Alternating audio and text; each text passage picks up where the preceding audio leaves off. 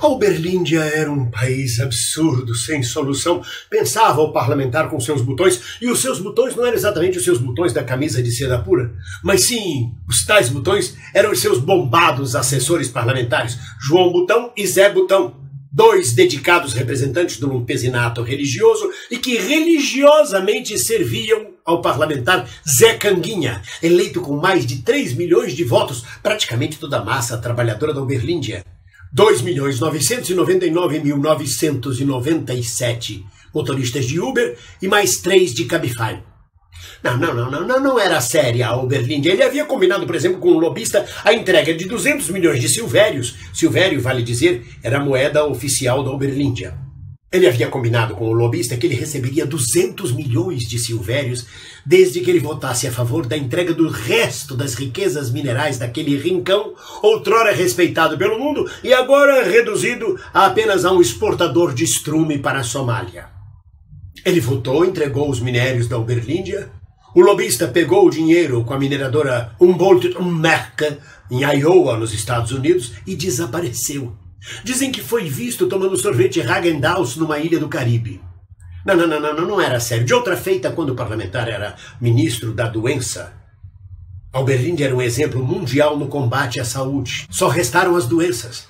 Eram as mais ricas, raras e variadas doenças: tuberculose, chikungunya, dengue, baiancu, esta importada do Cabuquistão, também a febre amarela, muito aplaudida, a febre verde e amarela, a epidemia de coxinhas, e dizem até que haveria a volta dela, a varíola, antes desaparecida, ressuscitaria na Uberlândia.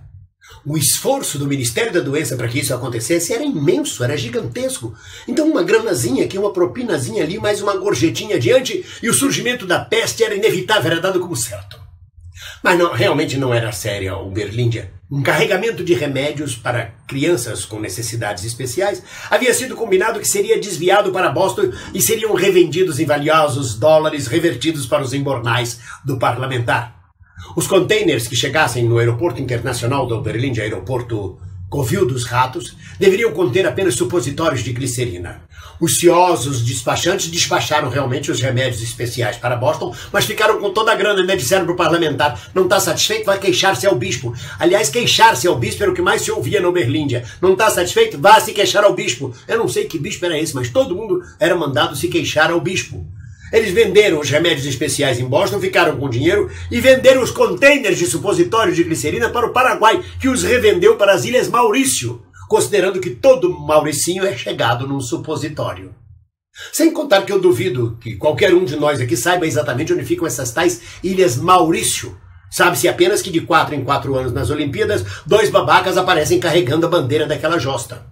E ainda pesavam contra ele as infundadas e levianas acusações em tribunais internacionais, naturalmente internacionais, já que o último tribunal da Uberlândia havia fechado e se transformado num food truck vendendo cachorros quentes.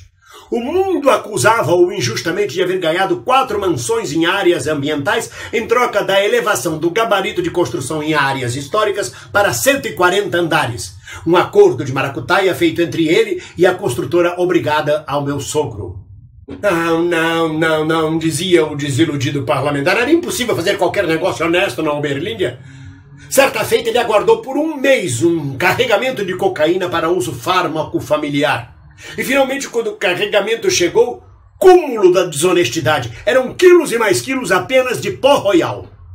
No parlamento a concorrência era desleal, era chute, cavalhada, porrada, chute no saco, puxão no cabelo, o diabo a 4 para ver quem se apropriava mais e mais do tesouro nacional. Era completamente desleal, até dedada no rabo aconteciam durante as sessões. A Uberlândia havia chegado a tal ponto de decadência, desorganização e desvalorização que, por incrível que pareça, lá o crime não compensa. Uma delação já não oferecia mais nenhum prêmio, haja vista que todo mundo delatava todo mundo, ou seja, a caguetagem virou um valor nacional, ou seja, não valia porra nenhuma porque a Uberlândia não tinha nenhum valor. Pois então, naquele dia, pensando com seus botões, completamente desiludido com a Uberlândia, o nobre parlamentar decidiu. Havia ouvido falar de um lugar onde as coisas corriam bem, onde tudo funcionava como ele sonhava. Só havia um jeito para exercer em plenitude a sua vocação: abandonar a Uberlândia e se mudar para este lugar maravilhoso, o tal lugar que chamavam de Brasil. Um abraço.